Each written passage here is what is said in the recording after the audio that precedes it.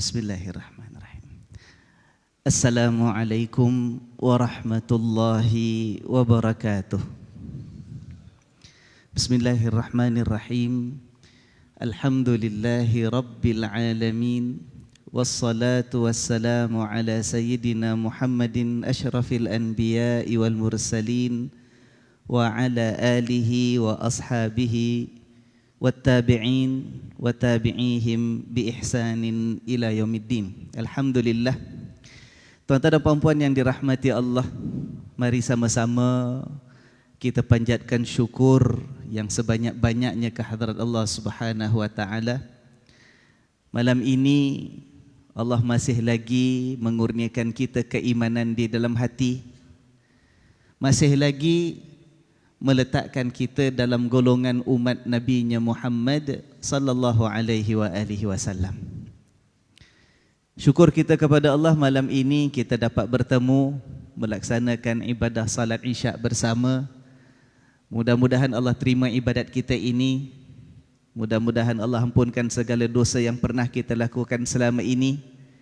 Mudah-mudahan dengan ini menjadi bukti di hadapan Allah benarnya keimanan di dalam diri kita, mendatangkan ganjaran yang mulia dari sisinya di dunia dan juga pada hari perhitungan nanti. Amin ya rabbal alamin.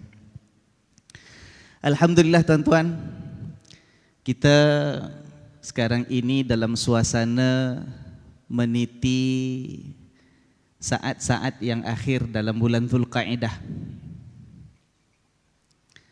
Baru sahaja saya buat pengumuman bahawa insya-Allah 1 Zulhijjah akan jatuh pada lusa, iaitu hari Isnin.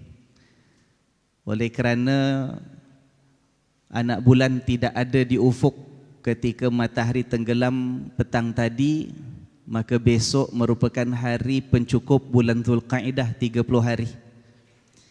Insya-Allah kita sekarang ini berada pada hari-hari yang sangat mulia.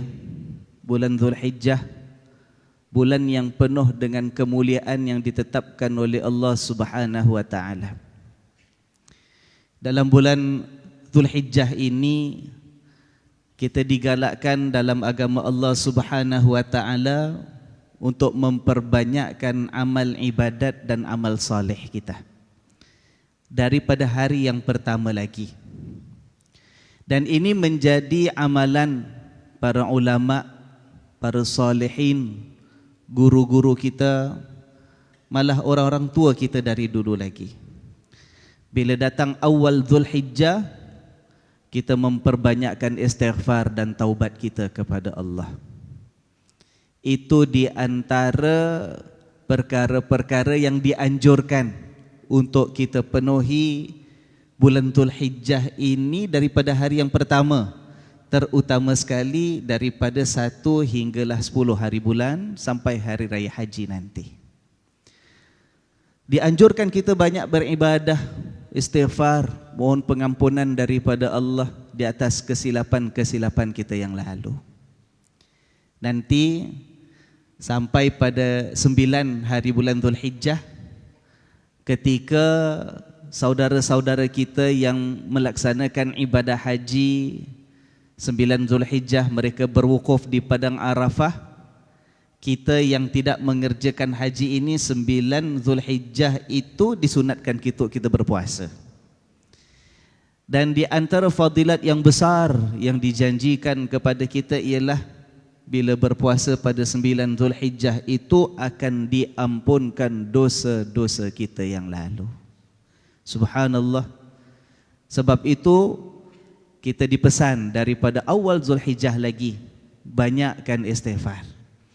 Di atas dosa dan kesalahan kita, sama ada yang besar maupun dosa yang kecil, sama ada kesalahan yang diketahui oleh orang lain maupun yang menjadi rahsia antara kita dengan Allah sahaja, sama ada dosa yang disengajakan maupun termasuk kesilapan yang tidak disengajakan.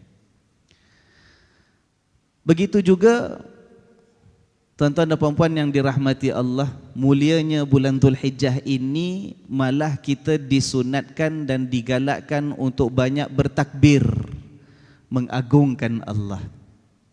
daripada awal Zulhijjah lagi. Bila kita kata disunatkan untuk bertakbir, mungkin sebahagian orang akan bertanya, wah Ustaz, apakah kita ini disunatkan untuk membaca takbir hari raya daripada 1 Zulhijjah ke? Sedangkan yang kita tahu takbir yang biasa kita baca itu bila suasana hari raya. Kalau hari raya haji ini disunatkan takbir itu kan daripada mula lepas salat subuh hari Arafah nanti. Bezanya dengan hari raya Aidilfitri. Kalau hari raya Aidilfitri sunat takbir mula daripada tenggelam matahari, iaitu waktu maghrib malam hari raya. Tetapi kalau hari raya Aidil Adha bermula daripada lepas salat subuh pada hari Arafah 9 hari bulan Zulhijjah. Itu akan digalakkan untuk kita baca setiap kali lepas selesai salat sampailah kepada salat asar pada hari yang ke-13, iaitu hari ketiga tasyrik. Itulah penghabisan kita baca takbir. Tapi saya katakan tadi, kita digalakkan untuk bertakbir daripada awal Zulhijjah lagi. Yang mana satu yang betul ni Ustaz?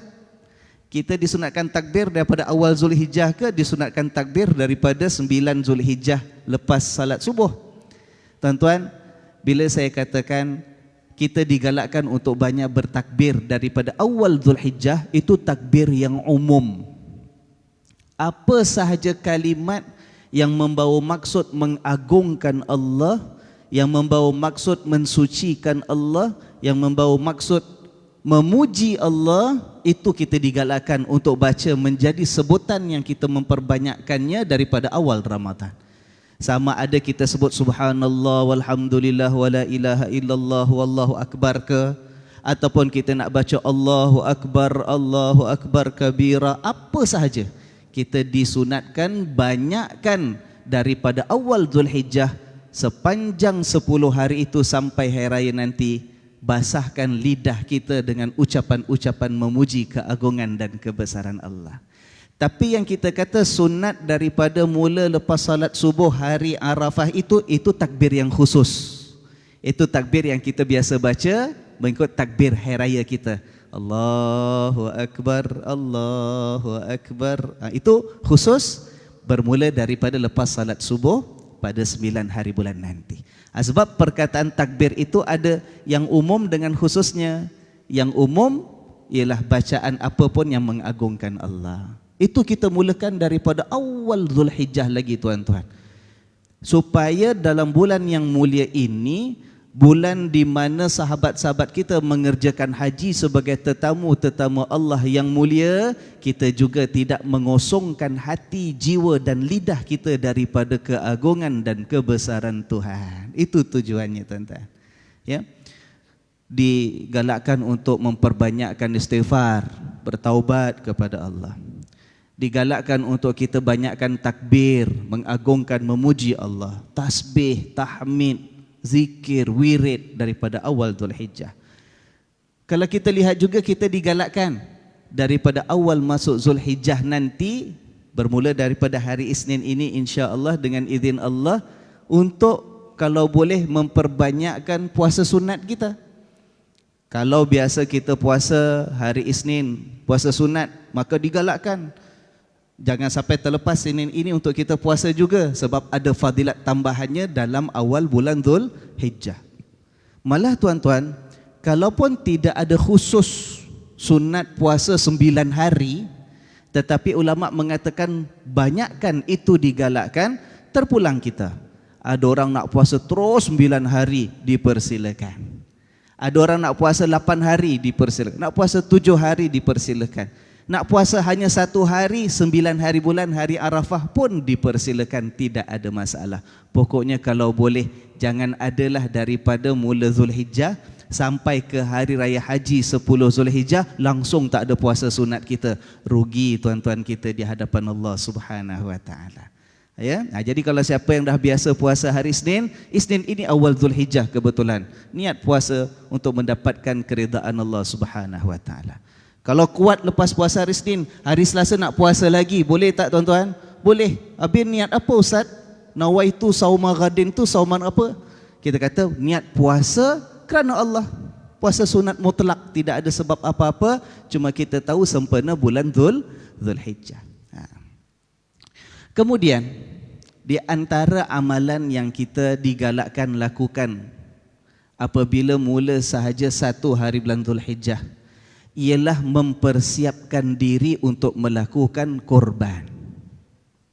Korban dibuat pada 10 ataupun 11 ataupun 12, boleh juga pada 13 hari bulan Zulhijjah.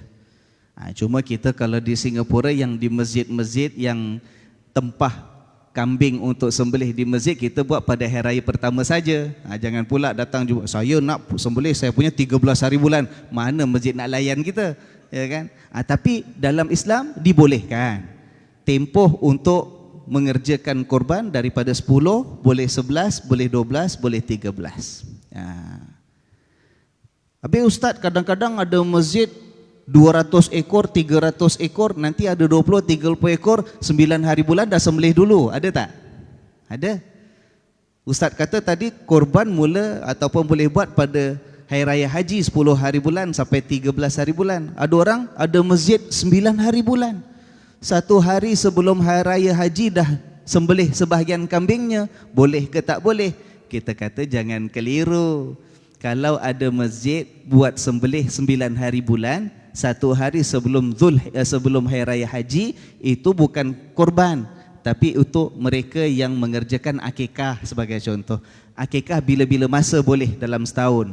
Kebetulan ada kambing di masjid yang mengerjakan ibadat korban, supaya kurangkan jumlah sembelihan korban nanti pada hari raya, mungkin ada masjid yang buat 1 hari sebelumnya untuk yang mengerjakan akikah, dah boleh buat untuk sebahagian orang, ya. Itu kalau kita ini memilih untuk mengerjakan korban. Tidak kira sama ada korban di tempat negeri kita tinggal sendiri ataupun kita nak wakilkan orang buatkan korban di tempat lain, tak ada masalah. Tapi bagi orang yang akan mengerjakan korban, digalakkan daripada hari pertama Zulhijjah lagi. Ini sunnat yang sangat-sangat digalakkan. Mengikut pendapat dalam mazhab Asy-Syafi'i kita, kalau boleh jangan potong rambut, jangan potong kuku. Sebab ada hadis daripada Nabi sallallahu alaihi wasallam.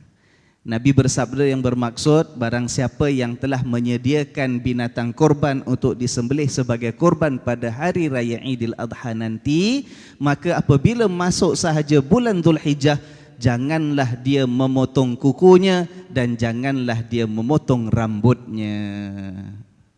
Oleh kerana Nabi kata jangan, maka adalah sebahagian pendapat mengatakan wajib untuk tidak memotong rambut dan tidak memotong kuku bagi orang nak buat korban pada tahun tersebut daripada 1 Zulhijjah lagi. Tapi kita dalam mazhab Asy-Syafi'i dengan beberapa mazhab yang lain, kita kata itu bukanlah satu larangan yang sampai peringkat haram, tetapi Nabi tak galakkan sebagai satu perkara yang makruh. Jadi kalau tuan-tuan ada yang dah tempah kambing korban ke binatang korban, sama ada di Singapura sendiri maupun di tempat lain, dah hantar order tempahan, dah bayar sebagainya, maka bila masuk hari Senin nanti 1 bulan Zulhijjah, cubalah kalau boleh elakkan daripada puting rambut, elakkan daripada potong kuku, elakkan daripada mencukur apa sahaja rambut yang tumbuh di tubuh badan kita. Habis Ustaz 10 hari nanti panjang sangat kuku saya, macam mana? Ya potong besok sebelum masuk hari Senin, last day. Rambut dah panjang Ustaz, jangan tunggu Senin. Kalau nak buat korban memang besok cepat-cepat gunting rambutnya biar tak rimas, nak tunggu sampai hari raya haji, ya kan? Jadi kita boleh expect lah, kita boleh jangkakan besok kedai gunting rambut ramai orang beratus sikit lah untuk orang yang nak buat korban, ya. Baik. Nah, ini merupakan ibadat-ibadat yang diatur oleh Allah Subhanahu wa taala dalam bulan Zulhijjah. Dan kalau kita lihat subhanallah, begitu indah, begitu halus diatur oleh Allah Subhanahu wa taala kehidupan kita sebagai umat manusia ini yang beriman daripada satu bulan ke satu bulan itu banyak keistimewaan yang diatur oleh Allah. Kita dah habis Ramadan. Sepanjang Ramadan itu dengan ibadat kita, dengan puasa kita, dengan taubat kita, dengan istighfar kita, malah kita dah mulakan daripada sebelum Ramadan lagi. Sebab diajar oleh Nabi bila bulan Syaban pun dah banyak ibadat, dah banyak puasa sunat, dah banyak siapkan diri untuk Ramadan. Ramadan sebelum datang, bila kita yang faham ini dah banyak dah pahala kita kumpulkan. Sebab suasana musim persediaan untuk Ramadan diajar begitu sekali kepada kita. Masuk Ramadan pula, subhanallah. Sampaikan disebut oleh Nabi SAW, siapa yang puasa bulan Ramadan penuh keimanan, pengharapan kepada Allah, diampunkan segala dosanya yang telah lalu. Habis Ramadan bersih dah kita dah. Lepas Ramadan bulan penuh kesyukuran, kebahagiaan, kita lahirkan rasa penghargaan kita kepada nikmat Allah melalui bulan Syawal, bulan kegembiraan. Habis bulan Syawal, masuk bulan Zulqa'edah. Bulan Zulqa'edah dah mula orang siap untuk menempah ibadah korban, dah siap untuk pergi haji, yang akan berangkat menjadi tetamu Allah dengan pelbagai persiapannya, bekalannya, semua dah get ready emotionally, psychologically, secara perasaan dan hati dah siap untuk menyambut bulan Zulhijjah. Datang pula bulan Zulhijjah, Masya Allah. Begitu sekali diatur oleh Allah, sampaikan istimewanya bulan Zulhijjah ini, tuan-tuan, yang akan berangkat dalam suasana yang sangat indah. Yang tak berangkat pun ada ibadat yang tak ada dalam bulan yang lain, hanya dalam bulan Zulhijjah sahaja, iaitu ibadah korban. Begitu diatur oleh Allah supaya apa? Supaya manusia yang beriman ini, umat Nabi SAW ini dalam bulan Zulhijjah semuanya rasa keindahan. Yang berangkat pun indah, yang tak berangkat pun indah. Yang berangkat pergi haji pun rasa istimewa jadi tetamu Allah. Kita yang tak pergi haji pun dapat keistimewaan melaksanakan ibadah korban. Cuma tuan-tuan ya, bila kita lihat ibadah korban, mungkin ada sebahagian daripada kita tidak merasakan itu sebagai sesuatu yang special sangat. Lebih-lebih lagi kerana dua faktor.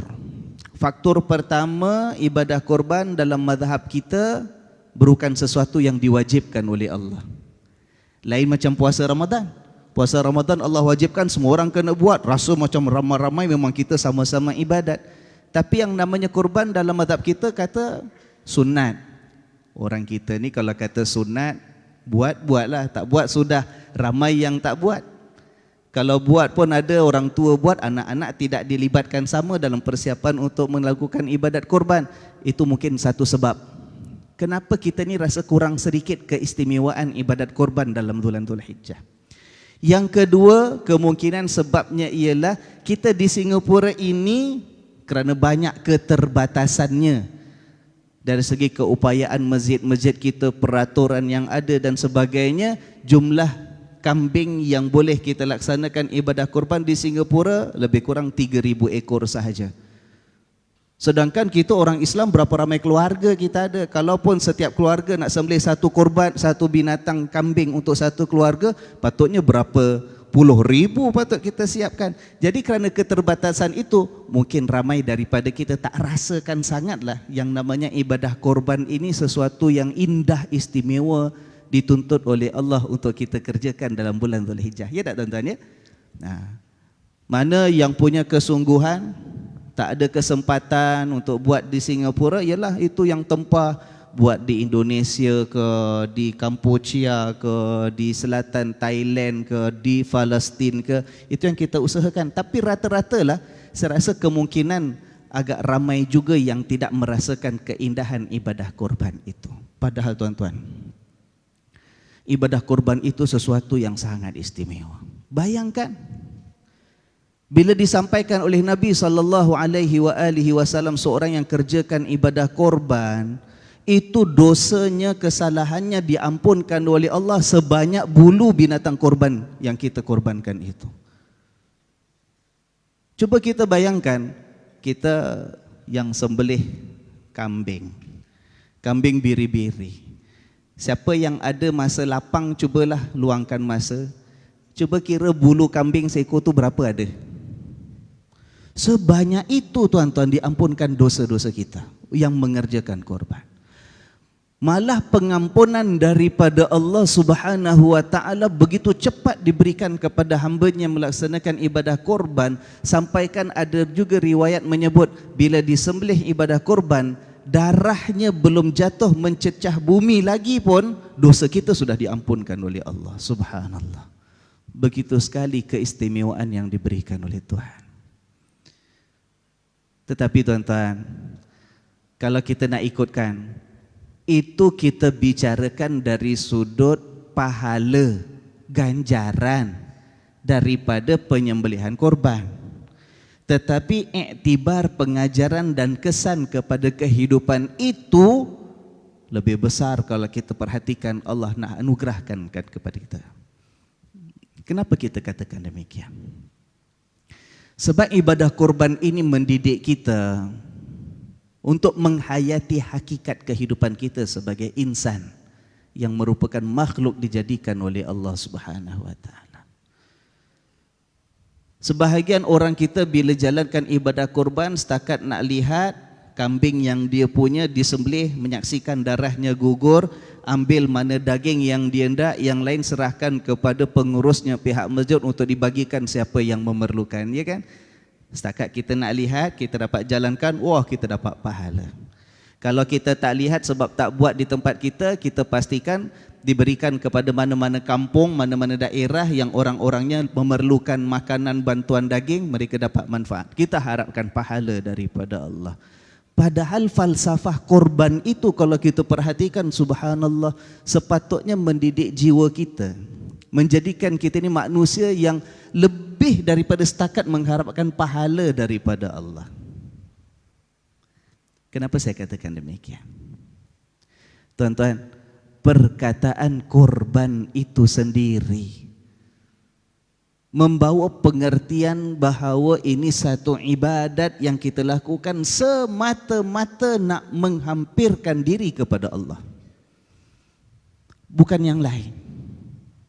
Sebab perkataan korban dalam bahasa Arab itu dasarnya daripada perkataan qaruba, ada qaf, ada ra, ada ba. Dalam bahasa Arab qaruba itu maknanya mendekat, to come near. Dalam bahasa Arab kalau orang belajar asas vocabulary, ya, perkataan-perkataan yang biasa digunakan dalam bahasa Arab, antara perkataan yang akan kita kenali ialah perkataan qarib. Qaribun maknanya dekat. Itu asal daripada qaruba, mendekat. Daripada perkataan qaruba itulah datangnya korban, qaf, ra, ba, alif, nun. Korban dilakukan. Hanya jadi korban kalau tujuannya dan hasilnya ialah mendekatkan diri kepada Allah. Orang yang buat sesuatu walaupun dia panggil korban, tapi kalau tak ada niat nak dekatkan diri kepada Tuhan, bukan korban, tuan-tuan. Korban kalau ada dilakukan seseorang tapi lepas buat korban makin jauh daripada Allah, makin tidak taat perintah Allah, makin tidak rasa malu dengan Allah, itu tak nama korban, tuan-tuan. Niatnya mesti nak dekatkan diri kepada Allah. Hasilnya mesti dapat rasakan dia semakin dekat dan hampir kepada Allah. Baru jadi korban.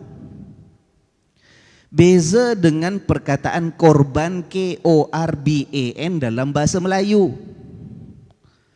Korban dalam bahasa Melayu kadang-kadang maknanya apa? Mangsa, victim. Ya kan? Kadang-kadang bahasa Melayu perkataan korban maknanya mangsa. Padahal perkataan mangsa, victim itu negatif. Contoh, buka-buka surat khabar, cerita aksiden kat expressway, 2 korban akibat kemalangan. Korban. Padahal perkataan kurban asal bahasa Arab ialah satu amalan yang kita buat untuk menjadi ibadat dekat kepada Allah. Ini kurban apa? Kurban kemalangan. Itu kurban bahasa Melayu, Korban. Kadang-kadang kita buka pula berita, kita baca 2 orang telah menjadi korban rompakan, korban serangan. Padahal perbuatan itu perbuatan jenayah. Dah kita gunakan perkataan korban. Kita tak persoalkan kalau bahasa Melayu nak gunakan perkataan korban untuk yang seperti itu. Tapi bila kita bincang tentang bulan Zulhijjah, bila kita cakap tentang ibadat korban, kita kena faham dan kena jelas. Korban ialah sesuatu yang kita lakukan semata-mata untuk mendekatkan diri kepada Allah. Ini kita kena hayati tuan-tuan, supaya yang kita buat ibadat korban nanti sembelih kambingnya di Singapura kita saksikan sendiri, ataupun yang kita tempah kasih duit orang buatkan di tempat negara lain, mestilah hatinya kerana Allah. Kalau hatinya bukan kerana Allah, tidak menjadi sesuatu yang mendatangkan apa-apa pun manfaat daripada ibadatnya. Sebab itu Allah menceritakan, subhanallah tuan-tuan, kita biasanya ya, bila datang bulan Zulhijjah nanti kita akan dengar khutbah. Biasanya khutbah kalau bulan Zulhijjah Hari Raya Haji cakap pasal korban, cerita sejarahnya ialah cerita Nabi Ibrahim sembelih anaknya, betul tak? Nabi Ibrahim sembelih anaknya. Sebab Nabi Ibrahim kata dengan Nabi Ismail, bapak nampak inni arafil manami anni azbahuk. Bapak nampak dalam mimpi tidur, bapak nampak bapak sembelih engkau wahai Ismail. Ismail kata, ya bapak laksanakan itu, kalau dah perintah daripada Tuhan laksanakan. Maka Nabi Ibrahim bersedia untuk menyembelih anaknya, tapi kemudian digantikan dengan kambing yang besar. Kuasa Allah Subhanahu wa taala. Itu cerita biasa kita dengarlah bila bulan Zulhijjah ibadat korban kan. Tapi dalam sejarah ada lagi satu peristiwa korban sebelum itu, yaitu kisah daripada 2 orang anak Nabi Adam alaihi salam sebelum zaman Nabi Ibrahim dengan Nabi Ismail. Disebut oleh Allah dalam surah Al-Maidah. Allah Subhanahu wa taala mengatakan, watlu alaihim naba abnai adama idh qarraba qurbanan fatuqubila min ahadihima wa lam yutaqabbal minal akhar. Allah kata, ya Muhammad sallallahu alaihi wasallam, bacakan, sampaikan kepada mereka, maksudnya kepada umatmu, kepada orang-orang masyarakat kamu, kisah tentang 2 orang anak Adam, yang mana kedua-duanya ini izqarraba qurbanan. Itu perkataan kurban. Ketika 2 anak Adam ini melaksanakan kurban, fatuqubbila min ahadihima, lalu diterima kurban yang seorang, walam yutaqabbal minal akhar, tapi tidak diterima daripada kurban yang dibuat oleh seorang lagi. Itu kisah siapa tuan-tuan? Kisah Qabil dengan Habil. Pasti kita dah pernah tahu cerita ini. Qabil dengan Habil, ringkasannya ialah, menurut riwayat tafsir kepada ayat ini menceritakan, itu dijadikan oleh Allah Hawa, isteri kepada Nabi Adam alaihi salam, sebagai wanita yang pertama melahirkan zuriat, keturunan manusia. Bila dilahirkan, setiap kali melahirkan itu kembar. Anak lelaki dengan anak perempuan, kembar. Anak lelaki dengan anak perempuan. Ya. Tetapi apa yang diatur pada waktu itu ialah kembar dengan kembar tak boleh kahwin. Ini adik-beradik kembar, lelaki perempuan tak boleh kahwin. Itu boleh dikahwinkan sebab tak ada orang lain. Semuanya daripada anak-anaknya Adam dengan Hawa. Boleh dikahwinkan ialah kalau yang satu anak lelaki kahwin dengan anak perempuan daripada kembar yang lain, bukan kembar dia. Faham ni? Tapi nak jadi cerita, si Qabil itu kembarnya, adik perempuannya tu cantik. Cun lah kata budak-budak sekarang. Qabil itu kembarnya cantik. Ada pula seorang anak yang namanya Habil, kembarnya budak perempuan ini tak berapalah cantik macam kembarnya Qabil. Tapi si Qabil ni nak sangat kahwin dengan yang cantik, padahal tak boleh. Itu kan kembarnya sendiri. Nak juga. Nak dipasangkan yang kembarnya Qabil ini dengan si Habil. Qabil tak terima. Aku suka walaupun kembar aku sendiri. Nah, pada waktu itu menurut riwayat yang ada, mereka diuji. Nak ditentukan siapa yang akan dapat diizinkan mengahwini daripada kembarnya Qabil yang cantik rupawan itu. Disuruh buat korban untuk Allah Subhanahu wa taala. Disuruh buat korban maknanya apa? Buat sesuatu, korbankan daripada apa yang dia miliki untuk dinilai sama ada Allah terima ataupun tidak. Siapa yang korbannya Allah terima akan dapat kahwin dengan yang dipilih tadi, ya kan? Nah, nak jadi cerita yang si Habil itu sebagai seorang yang kerjanya menternak binatang, dipilih kambing yang paling bagus, yang sehat, yang gemuk. Itu yang paling bagus binatang ternakan dia, itu yang dijadikan sebagai korban untuk Allah Subhanahu wa taala. Tapi si Qabil ini yang memang asalnya tidak diizinkan kahwin dengan kembarnya sendiri, tapi tidak juga, dia ini seorang petani, usahakan tanam tanaman, dipilih hasil tanamannya yang kurang baik, yang dah agak kuning-kuning ke agaknya lah, yang dah nak expired agaknya lah, yang kalau jual pun orang tak beli agaknya lah. Kalau pergi pasar pun yang jual longgok dalam bakul 5 biji mangga $2 aja, itu yang dijadikan sebagai korban dia. Lalu agak-agak tuan-tuan, Allah pilih yang mana?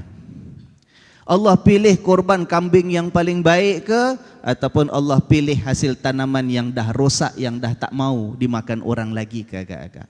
Pastinya bila kita ini melakukan sesuatu untuk Allah, untuk mencari keredaan Allah, dan macam saya katakan tadi, perkataan korban ialah untuk hampirkan diri kepada Allah sehingga dapat diterima oleh Allah, mestilah yang baik. Allah itu cantik dan indah, dan Allah hanya menerima yang cantik dan indah.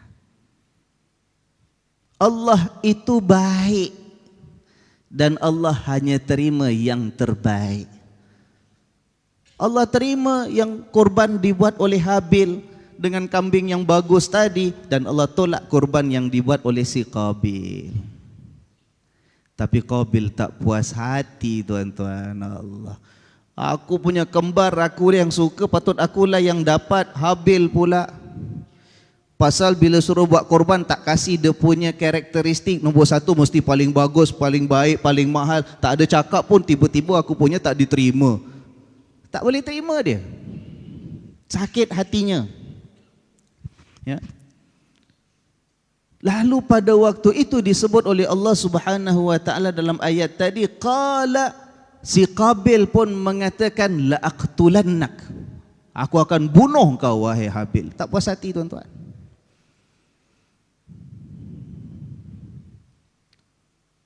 Tetapi dijawab oleh Habil, mengatakan, qala innama yataqabbalullahu minal muttaqin.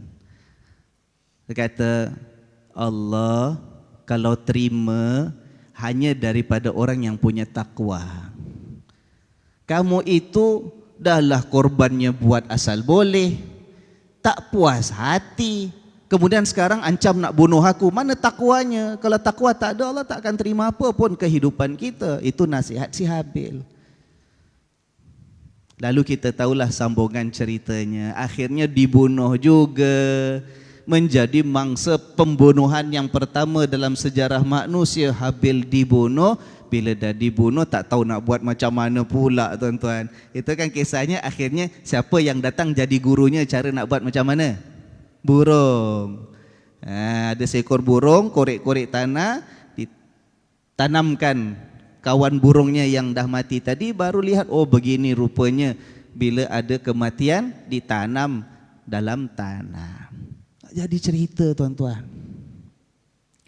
Yang namanya korban itu ialah menyerahkan sesuatu yang kita cintai, kerana kita mengharapkan cinta yang maha mengasihi, yaitu Allah Subhanahu wa ta'ala. Korban tidak jadi korban kalau kita tidak melepaskan apa yang kita senangi. Benda yang kita dah tak suka, yang dah tak heran, dah tak nak, dah menyampah, buat semak kat rumah, itu kita nak kasih korban pada orang lain. Tak jadi korban. Korban ialah melepaskan sesuatu yang kita cintai. Lan tanalul birra hatta tunfiqu mimma tuhibbun, kata Allah. Kamu kalau infak serah harta macam mana pun, Allah tak akan terima. Tak akan sampai peringkat albir, kebajikan di sisi Allah. Allah tak akan terima. Kecuali sampailah kamu itu menginfakkan, membelanjakan, menyerahkan, melepaskan apa yang kamu sukai. Mimma tuhibbun. Korban hanya jadi korban kalau kita melepaskan apa yang kita cintai. Untuk tujuan apa? Untuk mendapat cintanya Allah yang maha mencintai. Sesuatu yang paling kita suka kita lepaskan, belum tentu jadi korban kalau niatnya bukan untuk mendapatkan cinta Allah. Ada orang benda yang dia sayang, benda yang sangat dia hargai, sanggup dia lepaskan, sanggup dia belanjakan, sanggup kasih pada orang, tapi rupanya apa? Untuk melakukan perkara yang melanggar syariat dan peraturan Allah, yang Allah murka. Itu bukan nama korban tuan-tuan. Bukan nama korban. Contoh, kita dah kerja, dah penat, dapat gaji, itu kan harta, wang, hasil kita kerja penat lelah, kan kita sayang, ya kan? Duit kita, hasil keringat kita, pagi, petang, siang, malam kita keluar kerja, pergi kerja penat, balik kerja tambah penat, dapat hasilnya sayang. Yang benda kita sayang, harta kita sayang, itu kita belanjakan, kita gunakan, kita lepaskan, belum tentu jadi korban. Walaupun benda yang kita sayangi. Kalau kita belanjakan untuk apa? Benda yang buat kemurkaan Allah, sebab kita tak jadi dekat dengan Tuhan akhirnya. Belanja untuk apa? Belanja untuk perkara yang memabukkan, benda yang merosakkan, yang menghancurkan rumah tangga, yang buat anak-anak menderita. Itu yang kita belanjakan, apa yang kita sayangi. Tak jadi korban tuan-tuan, tak jadi korban. Kalau kita perhatikan, ini yang perlu kita hayati. Korban diatur oleh Allah Subhanahu wa ta'ala, walaupun macam saya katakan tadi, mungkin dalam suasana hidup masyarakat Islam pada hari ini tak nampak sangat keistimewaan, keunggulan ibadat korban. Mungkin sebagian daripada kita tak perasan pun yang namanya ada ibadat korban mungkin, ya kan? Tapi pengertiannya tuan-tuan, subhanallah, diatur untuk kita mengenal siapa kita. Nombor satu, kita diajar untuk korban, buat korban. Sebab korban mengajar kita mengenal apa itu cinta yang sebenarnya. Kita hidup kerana ada cinta Tuhan untuk kita yang pilih kita merasakan nikmat hidup. Tuan-tuan, apabila bersatunya suami isteri, itu yang akan berpindah air benih daripada tubuh lelaki masuk ke dalam tubuh wanita. Itu mengandungi ribuan makhluk-makhluk halus, tuan-tuan. Masuk benih itu ke dalam tubuh wanita, ribuan dalam bentuk yang kecil sikit air mani, air benih tadi, ribuan benda yang hidup akan berkejaran satu dengan yang lain untuk sampai ke mana? Untuk sampai satu tempat dia dapat melekat dalam rahim wanita tadi. Daripada ribuan makhluk halus yang hidup itu, Allah pilih satu melekat, tuan-tuan. Satu melekat. Yang lain tak sampai. Dalam perjalanan dia berenang laju, satu daripada ribuan yang sampai. Bila dah sampai melekat, Allah pelihara. Allah kasih rezeki, Allah kasih makan, Allah lindungi, Allah suburkan. Daripada makhluk begitu halus, lalu sampai masanya berubah menjadi ketulan darah. Allah lindungi, Allah pelihara, Allah kasih rezeki, Allah besarkan, sampai masanya berubah jadi seketul daging, tuan-tuan.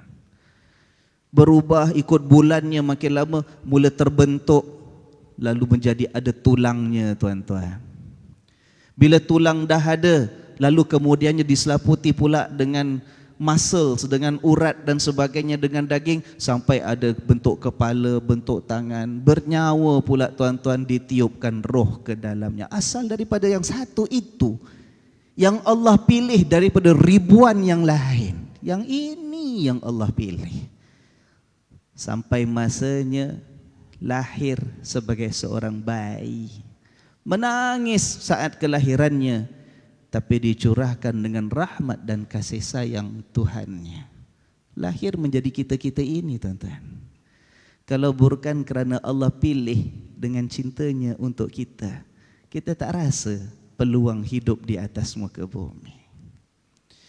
Allah pelihara, Allah beri kesempatan kepada kita. Membesar asalnya tidak tahu apa-apa, taunya nangis bila lapar, nangis bila buang air, nangis bila haus, nangis bila penat, nangis bila ngantuk. Cakap tak pandai, akhirnya Allah beri pengetahuan, kemahiran, keupayaan. Apa yang ada dalam fikiran kita mampu cakapkan dan luahkan dengan perkataan.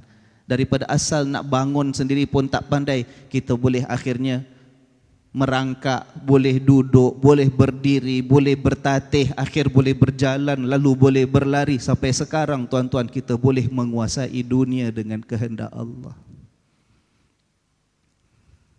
Ada masanya datang penyakit, kita diuji, dijangkiti kuman, bakteria, demam, kadang-kadang masuk hospital, daripada kecil sampai ke tua, tapi tetap Allah pelihara kita.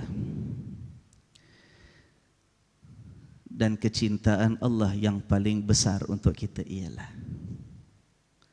Allah berikan nikmat tak mampu kita hitung banyaknya. Kita selalu persoalkan yang kita minta tak dapat, kita lupa berapa banyak yang kita tak minta pun Allah kasih. Di sebalik itu, kesyukuran kita tak sebanyak mana, tak setimpal dengan nikmat yang Allah beri. Dibalas pula dengan kealpaan, kelalaian, kesombongan, keterlanjuran, kesilapan, dosa dan kesalahan sepanjang hidup kita kerjakan. Cinta daripada Allah begitu agung. Di sebalik sikitnya kesyukuran kita, nikmat Allah tidak pernah dihentikan kepada kita.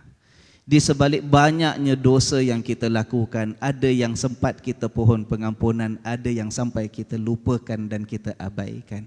Tetap Allah beri kesempatan kepada kita untuk memperbaiki diri. Sepanjang hidup kalau kita melakukan dosa dan kesalahan, di hujung hidup kalau sudi mencari Tuhan, hujung hidup itu yang sedikit tapi menghapuskan segala dosa kesalahan yang lalu, Allah tetap sediakan tempat dalam syurga untuk kita. Cinta demi cinta Allah curahkan kepada kita. Tetapi dalam kehidupan Allah minta sedikit daripada kita. Wahai hambaku, yang aku berikan kepada kamu begini banyak, yang aku berikan kepada kamu dengan cintaku kepadamu, wahai hambaku, aku minta kamu lepaskan sedikit untuk mencari cintaku yang sebenarnya. Sanggup ataupun tidak sanggup kita. Ibadah korban bukan hanya setakat menyembelih binatang. Ibadah korban bukan setakat untuk mendapat pahala ganjaran. Ibadah korban sebenarnya menyuburkan kecintaan, untuk membalas cinta Allah di sebalik segala kekurangan yang kita masih banyak miliki. Orang yang faham ibadah korban setiap tahun tuan-tuan, insya-Allah tak terbayang bagaimana indah jiwanya di hadapan Allah Subhanahu wa taala. Sebab itu yang namanya korban sebenarnya bukan korban binatang, itu cuma syiar saja. Tahu syiar tuan-tuan? Itu lambang. Itu cara luaran, fizikalnya korban sembelih kambing. Tapi sebenarnya korban kita ambil iktibar, kita renungkan. Berapa banyak lagi yang perlu kita korbankan dalam diri kita. Kesombongan kita kena korbankan. Kepentingan diri sendiri sahaja yang kita sibukkan, itu kita kena korbankan. Itu yang tak sanggup dikorbankan oleh Qabil. Padahal dia hendakkan wanita tadi, kembarnya nak dikahwini, tapi tak sanggup. Tak sanggup apa? Pasal dia pentingkan dirinya sendiri, dia pentingkan hartanya sendiri, dia lupa bahawa hasil tanaman yang dia usahakan tadi berhasil sebenarnya kurniaan siapa? Pemberian siapa tuan-tuan? Pemberian Allah, lupa dia. Sampaikan sanggup berikan yang dah busuk, yang dah rosak, yang tidak berharga, tidak ada nilainya lagi. Di mana letak korban kita dengan Allah? Maka sebab itu tuan-tuan ya, apabila Qabil mengugut kepada Habil, qala la aqtulannak, Habil, menyampahlah kau yang dapat aku tak dapat, aku bunuh kau, ya kan? Apa jawab Habil kepada Qabil? Habil kata, Allah cuma terima, ingat abang ya, kalaulah Qabil tu abang, mungkin bahasanya abang, ingat bang, yang Allah terima hanyalah korban orang-orang yang bertakwa. Innama yataqabbalullahu minal muttaqin, orang yang ada takwa sahaja yang akan Allah terima. Kita lihat dalam ayat yang lain ya. Ayat tadi kata korban Allah hanya terima daripada orang yang muttaqin, yang ada takwa. Siapa orang yang bertakwa?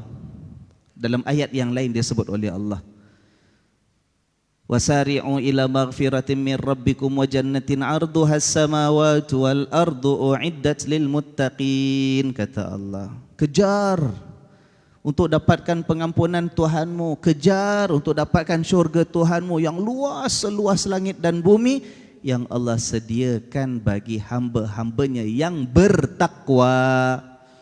Siapa itu orang yang bertakwa? Alladzina yunfiquna fis sarra'i wad-dharra'i wal kadhiminal ghaidha wal 'afina 'anil nas. Orang bertakwa ialah pertama, banyak infakkan apa yang dia miliki. Infak, lepaskan, belanjakan untuk jalan yang dituntut oleh Allah. Fis sarra, tak kira sama ada ketika dia senang, mewah, lapang, ataupun ketika dia dharra, ketika dia dalam kesempitan. Sempit, tak mewah, tak kaya pun tetap nak infak juga jalan Allah Subhanahu wa taala. Waktu kaya bisnes maju kemarin, sekali datang kantung dalam masjid letak $100. Bila sekarang dah bankrupt perniagaannya tapi tetap nak mencari keridaan Allah, letak 50 sen pun tak apa. Kenapa? Sebab ikhlas kepada Allah. Nombor satu, dia sanggup melepaskan. Orang bertakwa pertama sekali sanggup melepaskan infak apa yang dia cintai, yang dia hargai di jalan Allah. Tak mesti semua, tak disuruh kita infak semua harta kita sampai bankrupt, kita muflis apa ke dana, tidak. Mana yang kita mampu serahkan, semata-mata mencari keridaan dan kecintaan Allah. Nombor satu. Nombor dua, wal kadhiminal ghaidh. Apa makna al kadhiminal ghaidh? Orang bertakwa itu cirinya ialah mereka itu mengawal, menahan al ghaidh, perasaan marah. Tidak dilepaskan, tidak ikut perasaan. Tidak panas baran tak tentu pasal, tidak. Orang bertakwa ialah bila datang perasaan marah pun dia mampu kawal tuan-tuan. Hatinya membengkak tapi ingat pengampunan Tuhan. Hatinya membara tetapi tidak sampai menuturkan perkara yang mendatangkan kebencian Tuhan. Hatinya itu kalau boleh nak membalas kejahatan orang lain pada dia, tapi dia hanya memikirkan kemuliaan di sisi Allah itu lebih utama daripada puaskan hatinya marah terhadap orang lain. Itu orang bertakwa, al-kadhimin al-ghaidh. Tuan-tuan, kita bayangkan kalau kita tengah marah. Marah itu akan mendorong kita buat perkara macam-macam yang tak sewajarnya, ya kan? Nak balas, nak dendam. Paling sikit kalau tak boleh ketuk kepala pun dapat marah, luahkan cakap pun puas hatilah. Kalau boleh lah. Nak mengamuk. Tetapi macam mana kita tahan dorongan keinginan itu, dan itu merupakan pengorbanan yang menguji ketakwaan kita. Orang berkorban, korban hanya diterima daripada orang bertakwa. Orang bertakwa yang macam mana? Infak ketika senang, ketika susah. Kedua, yang mampu mengawal perasaan marahnya. Egonya. Yang penting aku nak lepaskan apa, itu hak aku nak cakap, aku punya sukalah. Tuan-tuan, bukan macam itu. Apa ingat orang boleh senang-senang buat benda yang tak patut pada aku boleh balaslah, balas, betul tuan-tuan. Itu bukan orang bertakwa. Yang ketiga, wal afina 'anin nas. Orang bertakwa ialah orang yang mahu dan mampu memaafkan orang lain. Boleh tuan-tuan? Allah setakat cakap maafkan bukan susah Ustaz. Tiap-tiap tahun pun dah training, maaf zahir batin, je saya maafkan zahir batin. Bukan setakat itu, hati kita kuat tak memaafkan orang. Harta kita sayang, kita lepaskan sebahagian untuk kecintaan Allah. Hati tengah marah, kita mampu tak kawal. Orang buat salah pada kita, mampu tak kita maafkan. Itu ketakwaan. Takwa tak ada, jangan cakaplah korban kita itu akan datang hasil untuk mendekatkan diri kepada Tuhan. Tak, tuan-tuan. Sebab itu ibadah korban, ibadah yang sangat penting untuk kita hayati. Sambungan ayat tadi dikatakan, wa idza fa'alu fahishatan aw zalamu anfusahum dzakarullah wastaghfaru lidzunubihim. Orang bertakwa juga ialah orang yang bila sesekali melakukan sesuatu kejahatan, apa yang mereka lakukan? Dengan cepat mereka ingat Allah semula dan mereka mohon pengampunan daripada Allah. Wa may yaghfiru dzunuba illallah. Siapa yang akan mampu memaafkan dosa, mengampunkan dosa kalau bukan Allah? Tuan-tuan, itu ciri orang bertakwa dan itu ciri orang yang melakukan pengorbanan. Bila buat dosa, tuan-tuan, kita bila buat dosa kan seronok. Kalau dosa tu tak seronok, mana orang buat dosa, tuan-tuan? Walaupun kita tahu dosa itu kita akan dapat dosa, dapat kemurkaan, campak dalam neraka, tapi nak buat juga dosa. Kenapa? Seronok. Tapi orang bertakwa dia sanggup korban kerana Allah. Seronok pun seronok, tapi bila dah terlanjur buat, cepat-cepat ingat Allah, minta ampun. Sanggup tak kita? Kalau itu kekuatan tidak wujud. Buat salah, alah sudahlah, bukan dosa besar sangat pun. Relax sudahlah, Allah kan pengampun. Besok sengaja buat lagi. Lusa sambut. Sampai jadi habit, kebiasaan kita. Ingat Allah pun tak mau, minta ampun pun tanda, rasa takut dengan Allah pun tidak ada. Macam mana ketakwaan nak wujud? Ketakwaan tak ada, mana boleh jadi korban kita diterima oleh Allah. Sebab itu tuan-tuan, Ramadan, kata Allah, berpuasa la'allakum tattaqun. Betul tak? Supaya kamu bertakwa. Puasa Ramadan supaya kamu bertakwa. Lepas Ramadan, Hari Raya, kemudian Zulkaidah sekejap break, Zulhijjah, Hari Raya Haji untuk korban. Korban juga hanya diterima oleh Allah bila ada takwa. Itu yang saya kata pada awal tadi, Allah atur kalender hidup kita ya, tiap-tiap tahun daripada satu bulan ke satu bulan. Dia bukan benda yang tak ada kena-mengena satu dengan yang lain. Semua build up. Ada kaitan lepas satu bulan, bulan yang berikutnya ada kaitan. Supaya hati kita ini tidak jadi lemah. Tidak lupa kepada Allah.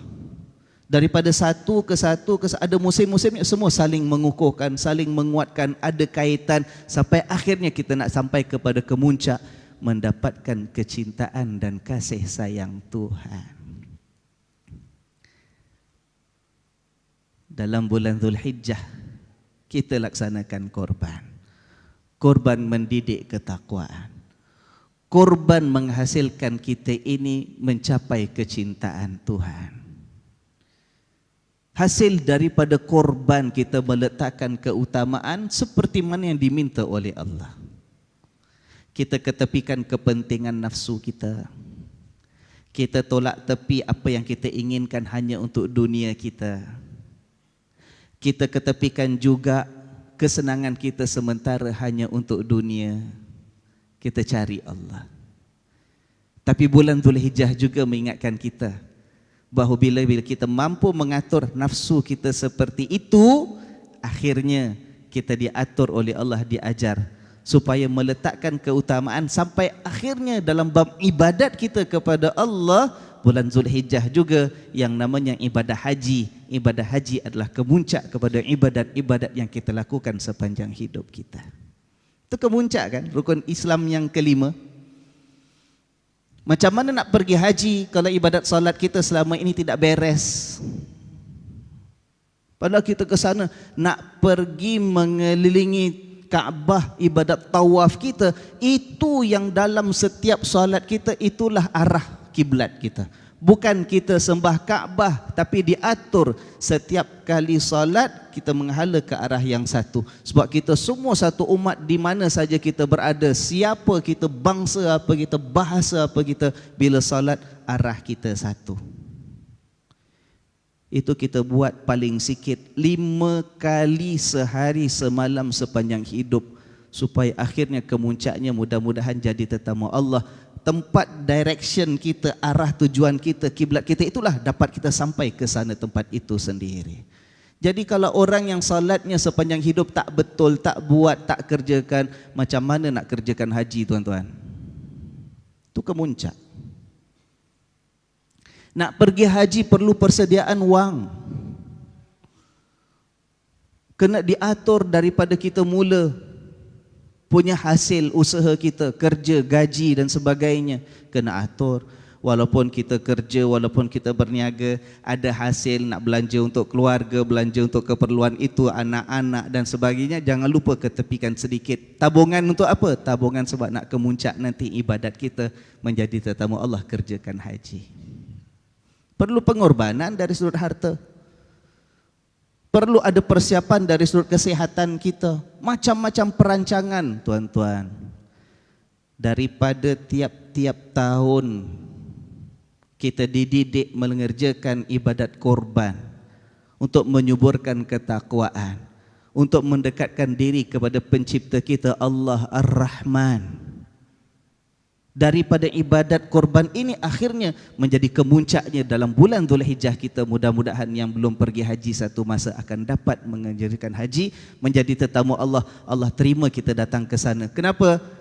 Ada kaitan dengan ibadat-ibadat kita yang lain. Malah ada kaitan dengan ibadah korban yang tiap-tiap tahun bulan Zulhijjah kita lakukan, insya-Allah dengan izin Allah. Sebab tujuan korban kan kita katakan apa? Korban, nak dekatkan diri kepada Allah. Nah, itu Allah kata mari. Nak dekatkan diri kepada Allah, Allah tu Tuhan, kita nak dekatkan diri macam mana? Tidak, tapi Allah dekatkan sampai ke tempat itulah tempatnya baginda Rasulullah sallallahu alaihi wasallam. Itulah tempat dulu Nabi Ibrahim nak sembelih anaknya Nabi Ismail. Itulah tempat yang kita kiblat tiap-tiap hari 5 kali paling sikit kita menghadap. Itulah tempat yang menjadi sesuatu yang istimewa dalam diri dan jiwa kita sepanjang hidup. Kerana kita berusaha dekatkan diri kepada Allah, Allah kasih kesempatan. Ayo mari jadi tetamu aku di tanah suci Makkah. Subhanallah. Tuan-tuan ya, tak tahu sekarang masih sempat ke tidak kalau ada orang yang mungkin sebelum dengar ceramah, lah Ustaz, memanglah Ustaz cakap kita tak pernah ambil berat pasal korban, rasa macam tak wajib. Saya ingat korban waktu tinggal kat kampung dulu pernah lah sekali tengok korban, sekarang tak pernah buat. Tuan-tuan, kalau masih sempat, yang di masjid-masjid kita mungkin setahu saya dah habis. all taken up within first 3 weeks lepas advertisement, habis dah. Tapi kalau masih ada sempat yang boleh cari kesempatan korban di tempat lain, pihak-pihak yang kita percayai, ambil peluang. Habis Ustaz, anak saya 8 orang tahu Ustaz. Mak bapak masih hidup, adik-beradik lagi. Berapa banyak kambing saya nak order ni, tuan-tuan.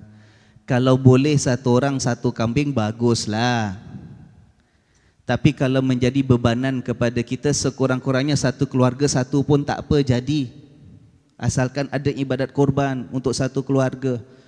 1 boleh ke Ustaz? Setahu saya kalau lelaki 2 ekor, perempuan 1 ekor. Itu akikah. Yang korban untuk kita merasakan syiar mendekatkan diri kepada Allah. Kalau sempat, ayo order. Saya ingat mungkin sebahagian pihak masih terima order lagi. Tapi mana yang dah tempah, sebaik-baiknya tuan-tuan, mula hari Isnin kena buat apa? Mula hari Isnin, jangan potong rambut apa-apa lagi, jangan potong kuku kalau boleh. Kalau terlupa nak potong sampai dah masuk Senin, Allah Ustaz terlupa, kuku dah panjang ni, nak tunggu 10 hari lagi, ayolah potonglah kalau dah panjang sangat. Ya kan? Itu sunat aja kita kata, kalau boleh jangan potong. Ya, tuan-tuan. Saya teringat ada hadis Nabi SAW mengajar satu doa. Nabi biasa mohon kepada Allah Subhanahu wa taala. Allahumma rzuqni hubbak. Ya Allah, Engkau hadiahkanlah kepada aku cintamu. Nabi sallallahu alaihi wasallam antara doa minta pada Allah dikurniakan, direzekikan apa? Cinta Allah. Wa hubba man yanfa'uni hubbuhu indak. Ya Allah, kurniakanlah juga kepada aku cinta insan yang mana cintanya itu memberi manfaat kepada aku di sisimu, ya Allah. Cuba fahamkan. Ya Allah, aku minta cintamu. Dan aku minta juga cinta manusia, sesiapa yang cinta dia itu bawa kebaikan kepada aku di sisimu, ya Allah. Itu doa Nabi. Maksudnya kita minta cinta Allah, dalam masa yang sama kita nak cinta sesama kita. Kita tak nak hidup cinta hanya dengan Tuhan, tapi dengan manusia kita bergaduh, dengan manusia kita bermusuh, jangan. Cinta manusia pun kita minta, tapi cinta manusia yang macam mana? Cinta manusia yang boleh bawa manfaat kita di sisi Allah Subhanahu wa taala. Ada manusia cintanya makin bawa kita jauh daripada Tuhan, tak guna tuan-tuan. Kita cari cinta sesama kita, insya-Allah umat Nabi Muhammad sallallahu alaihi wasallam. Kita cinta sesama kita, cinta kita ini kerana Allah, datang manfaat di sisi Allah. Sambungan doa itu. Allahumma, ya Allah, ma razaqtani mimma uhib. Apa yang aku cinta, Kau berikan kepada aku. Kalau aku dapat, ya Allah, faj'alhu quwwatan li fima tuhib. Jadikanlah itu kekuatan yang mendorong aku berjaya mendapatkan apa yang Engkau cintai. Cuba faham. Ini bahasa tinggi Nabi Muhammad SAW. Nabi kata apa? Ya Allah, apa yang Kau berikan kepada aku, benda yang aku cinta, jadikanlah itu sebab aku mendapat kekuatan untuk terus berusaha mendapatkan apa yang Kau cinta, ya Allah. Nampak tuan-tuan? Sebaliknya kata Nabi sambungannya, Allahumma ma zawaitahu anni mimma uhib faj'alhu li faraghan fima tuhib. Ya Allah, dan kalau ada benda yang aku cinta tapi Engkau tak berikan kepada aku, ya Allah, maka aku mohon jadikanlah itu satu ruang memberi aku kesempatan untuk mencari apa yang Engkau cinta. Bahasa ringkasnya gini tuan-tuan, Nabi minta, ya Allah, ada benda yang aku cinta, kalau Engkau kasih, aku dapat, minta supaya jadi sebab kekuatan aku terus mencari apa yang Kau cinta. Tapi ya Allah, kalau ada benda yang aku cinta tapi Engkau tak kasih, Tak apa ya Allah, aku tak rugi. Jadikan itu kesempatan ruang untuk aku usahakan apa yang engkau cinta, walaupun aku tak dapat apa yang aku cinta. Kita bayangkan kalau kita memiliki satu peti, satu bekas, ya, satu peti. Pastinya peti milik kita ini kita nak isi benda yang kita suka, benda yang kita cinta. Kita minta dengan Tuhan. Kalau peti kita ini Allah isi dengan benda yang kita cinta, jangan setakat kita dapat apa yang kita hendak. Tapi kita minta dengan Allah, ya Allah, aku bersyukur yang aku suka engkau kasih, tapi ini mudah-mudahan jadi sebab aku terus mencari apa yang kau suka juga ya Allah. Ada manusia, apa yang dia suka dia dapat, tapi dia lupa untuk jadikan itu modal mencari apa yang Allah suka. Itu perlu pengorbanan, tuan-tuan. Itu perlu korban. Korban apa yang kita suka bukan untuk nafsu, tapi untuk mencari kecintaan Allah. Tapi kita bayangkan kalau kita punya peti, kita nak diisi benda yang kita suka, Allah tak kasih. Kosong peti kita. Nampak? Kosong peti kita. Kita nak harta, Allah tak isi. Kita nak pangkat, mungkin sebagian kita kan, angan-angan nak jadi orang berpangkat, Allah tak kasih. Peti kita kosong daripada benda yang kita suka. Jangan rasa rugi tuan-tuan. Di sini perlu kekuatan untuk berkorban kepada Allah. Minta, ya Allah, kalaupun kau tak kasih peti aku, tak ada apa yang aku suka, tapi jadikan ini satu kesempatan untuk aku isi pula dengan apa yang engkau suka ya Allah. Jadi kita tak marah Tuhan. Kalau dalam hati kita tak ada semangat korban, peti yang kita hendak isi dengan apa yang kita cinta itu tidak diisi oleh Allah, kita marah dengan Allah, ya kan? Kita salahkan Tuhan, kita kecewa dengan Tuhan, kita kata Tuhan tak adil dengan kita. Jangan tuan-tuan. Kalaupun yang kita suka tak dapat, tangan kita kosong daripada apa yang kita cintai, minta dengan Allah, ya Allah, jadikanlah kosong tangan aku ini dengan apa yang aku suka, kau gantikan dengan apa yang engkau suka ya Allah, dan aku rida. Kadang-kadang dalam kehidupan tuan-tuan ya, benda yang kita ingat baik Allah tak kasih. Bukan sebab Allah lokek, bukan sebab Allah bakhil, tapi Allah lebih tahu apa yang kita suka itu kalau Allah kasih tak jadi kebaikan untuk kita. Bila Allah tak kasih apa yang kita hendak, yakin dengan kasih sayang Allah. Yakin bahawa Allah nak gantikan dengan benda yang Allah tahu itu baik untuk kita. Rida kita.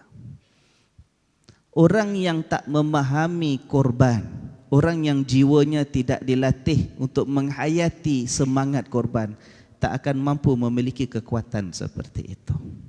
Dia nak semua yang dia suka. Bila dapat, jadi lupa kepada Tuhan.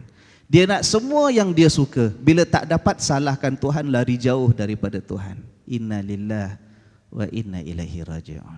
Mudah-mudahan Zulhijjah ini menjadi musim setiap tahun yang membawa kita kembali menghampirkan diri kepada pencipta kita. Mudah-mudahan Zulhijjah seperti ini menghasilkan dalam diri ketakwaan. Ketakwaan yang mendorong kita mencari kasih sayang Tuhan. Mudah-mudahan tuan-tuan, ibadat korban dapat kita laksanakan setiap tahun. Bukan semata-mata untuk pahala, walaupun pahala itu juga kita harapkan. Tapi tujuan kita ialah untuk kita menjadi dekat dengan Allah Subhanahu wa ta'ala. Mudah-mudahan dengan itu, dalam kehidupan dunia Allah pelihara kita. Mudah-mudahan dengan itu, sepanjang hidup kita Allah senantiasa memandang kita. Mudah-mudahan dengan itu, dalam kehidupan bila kita rasa susah, Allah tidak palingkan perhatiannya daripada kita.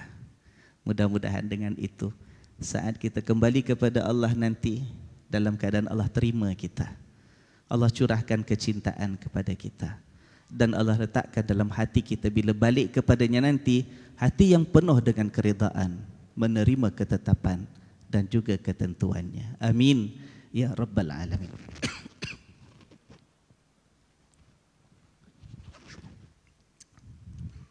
Mari tuan-tuan,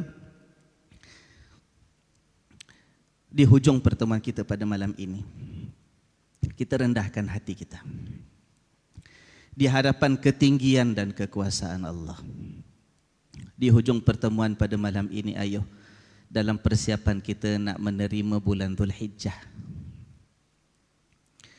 kita letakkan pergantungan kita hanya kepada kasih sayang dan keridaan Allah. Mari kita tadahkan tangan kita dengan penuh kerendahan di dalam hati, berdoa dan bermohon dengan penuh keyakinan bahwa Allah pasti mendengar permintaan kita, pasti mengkabulkan yang terbaik untuk kita semua. Bismillahirrahmanirrahim. Alhamdulillahi Rabbil Alamin. Allahumma salli wa sallim ala Sayyidina Muhammad wa ala alihi wa sahbihi ajma'in. Allahumma inna nas'aluka ridhaka wal jannah wa na'udzu bika min sakhatika wan nar.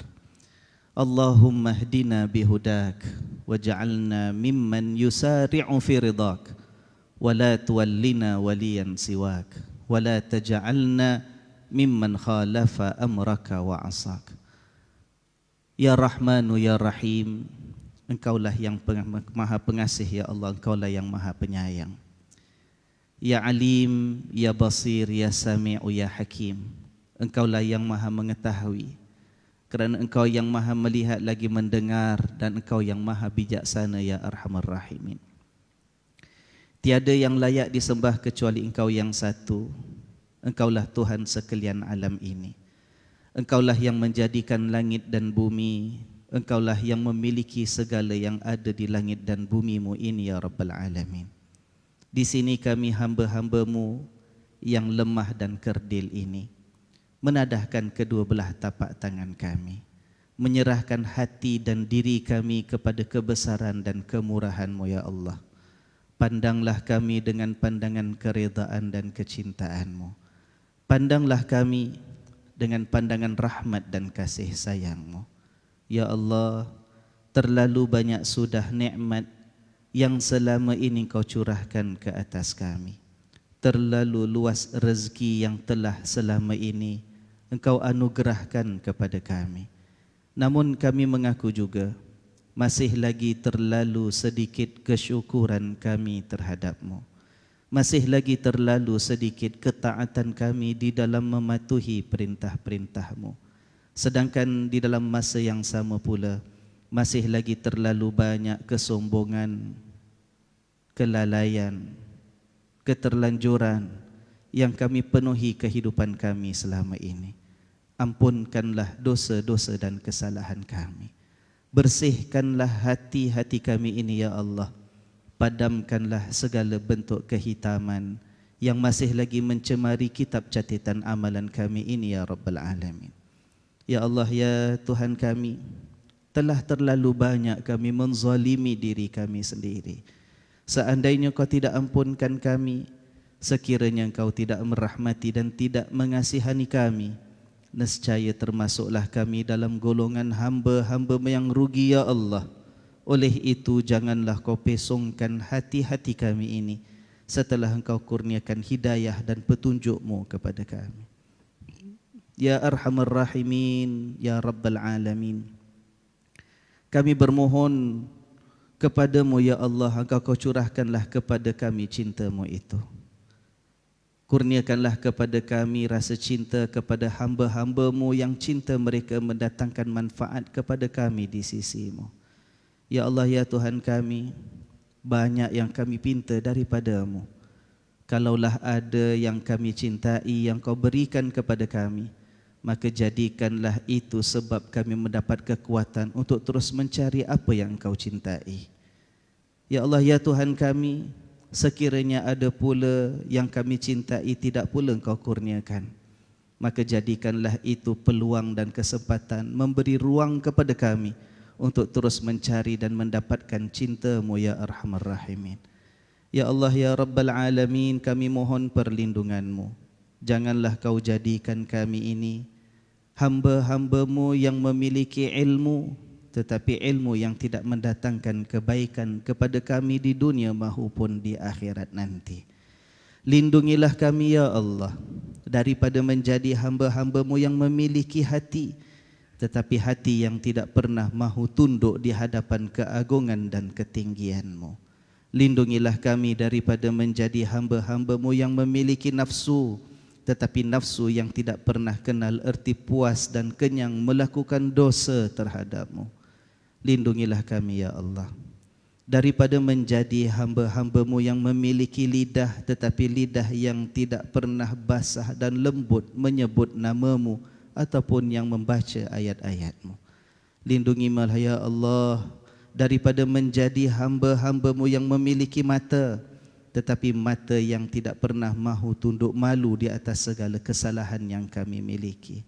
Mata yang tidak pernah basah menangisi dengan penuh keinsafan segala keterlanjuran yang kami lakukan sepanjang hidup kami ini. Ya Allah ya Tuhan kami, hanya kepada-Mu kami meminta. Tiada daya dan tiada upaya kami, melainkan hanya dengan pertolongan dan perlindungan-Mu. Kalau bukan rahmat dan kasih sayang-Mu yang kami pohonkan, rahmat dan kasih sayang siapakah lagi yang akan menempatkan kami di dalam syurga-Mu nanti? Kalau bukan maghfirah dan pengampunan-Mu yang kami pinta, ya Allah, maghfirah siapakah lagi? Pengampunan siapakah lagi yang akan menyelamatkan kami daripada azab dan siksa neraka-Mu? Ya Allah ya Rabbal Alamin, ampunkan dosa-dosa kami, ampunkan dosa dan kesalahan kedua orang tua kami. Rahmatilah mereka seperti mana mereka bersusah payah mendewasakan kami semenjak kecil kami dahulu. Andai kata ada di antara mereka itu yang masih hidup, panjangkanlah umur mereka di dalam keimanan dan ketakwaan. Lindungilah mereka daripada segala bentuk kesengsaraan dan penderitaan. Kurniakanlah kami anak-anak kekuatan dan kesungguhan untuk terus mampu melaksanakan kebaikan dan kebaktian kepada mereka selagi ada hayat di kandung badan. Kalaulah ada di antara bonda ataupun ayahanda kami yang telah terlebih dahulu kembali kepadamu sebelum kami, ya Allah, di sini kami meminta, keampunkanlah juga dosa dan kesalahan yang pernah mereka lakukan semasa hidup mereka dahulu, ya Allah. Angkatkanlah darjat mereka di sisi-Mu. Lapangkanlah kubur-kubur mereka itu. Hiaskanlah kubur mereka dengan cahaya-Mu yang paling indah, ya Allah. Jadikanlah kubur mereka bagaikan taman-taman syurga-Mu. Janganlah pula sebaliknya Kau jadikan kubur bonda ataupun ayahanda kami bagaikan lubang-lubang neraka-Mu, ya Allah. Ya Allah ya Tuhan kami, peliharalah juga dan lindungilah anak-anak dan zuriat yang Kau anugerahkan kepada kami. Kurniakanlah anak-anak kami hidayah dan taufik petunjuk-Mu, ya Allah. Pimpinlah mereka dengan nur-Mu daripada segala bentuk kegelapan, kejahilan, kesesatan sepanjang hidup di dunia ini, daripada segala bentuk kesengsaraan bila mereka kembali kepada-Mu nanti. Ya Allah ya Tuhan kami, kami akui di hadapan kesucian dan kemuliaan-Mu bahawa dosa dan kesalahan yang kami miliki ini masih lagi terlalu banyak mencecah langit, ya Allah. Namun hanya kepada-Mu lah tempat kami meminta. Dengan penuh rasa malu di hadapan kemuliaan-Mu kami bermohon, kurniakanlah kami kebaikan di dunia ini. Kurniakanlah juga kepada kami kebaikan di akhirat nanti. Lindungilah kami daripada kemurkaan-Mu, ya Allah. Lindungilah kami daripada kebencian-Mu. Lindungilah kami daripada laknat dan kutukan-Mu. Lindungilah kami sepanjang hidup kami sementara waktu di atas muka bumi-Mu. Lindungilah kami saat-saat kami menghadapi sakaratil maut nanti untuk kembali kepada-Mu. Lindungilah kami sepanjang hidup kami keseorangan di alam kubur nanti. Lindungilah kami daripada dibakar kepanasan berhimpun di padang mahsyar-Mu nanti. Lindungilah kami sepanjang kami berdiri menghadap-Mu di dalam mahkamah pengadilan-Mu, membentangkan kepada-Mu kitab catatan amalan kami yang masih penuh dengan dosa dan kekotoran ini. Lindungilah kami ya Allah sepanjang perjalanan kami meniti as-sirat untuk mendapatkan syurga-Mu. Lindungilah kami. Lindungilah kedua orang tua kami.